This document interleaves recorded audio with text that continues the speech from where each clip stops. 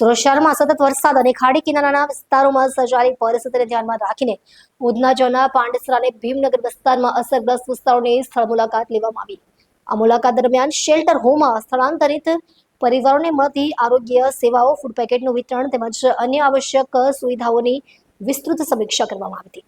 સ્થળાંતરિત પરિવારો વચ્ચે પહોંચેલી ટીમે માત્ર વ્યવસ્થાની સમીક્ષા જ નહીં પરંતુ દરેક પરિવારની સુરક્ષા અને જરૂરિયાતોને પણ પ્રાથમિકતા આપી। ખાસ કરીને 1 માસની નાનકડી બાળકી સહિત તમામ સ્થળાંતરિત નાગરિકોને જરૂરી આરોગ્ય કાળજી, સ્વચ્છતા અને અન્ય સુવિધાઓ સતત ઉપલબ્ધ રહે તે માટે આરોગ્ય વિભાગ અને ઝોનની ટીમને જરૂરી માર્ગદર્શન આપવામાં આવ્યું। આ પ્રસંગે ઉધના વિધાનસભાના ધારાસભ્ય શ્રી મનુભાઈ પટેલ, ડેપ્યુટી મેયર શ્રી સુધાકરભાઈ ચૌધરી, સ્થાનિક કોર્પોરેટરશ્રીઓ, અધિકારીઓ તથા આગેવાનો ઉપસ્થિત રહ્યા હતા અને સ્થળાંતરિત પરિવારોની સ્થિતિની જાણકારી મેળવી તેમની હિંમત વધારી હતી।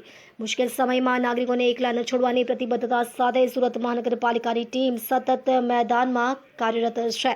નાગરિકોની સલામતી, આરોગ્ય અને સુખાકારીને સર્વોચ્ચ પ્રાથમિકતા આપતા ટીમ એસએમસી દ્વારા દરેક જરૂરી સહાય સમયસર પહોંચે તે માટે સતત પ્રયાસો કરવામાં આવી રહ્યા છે।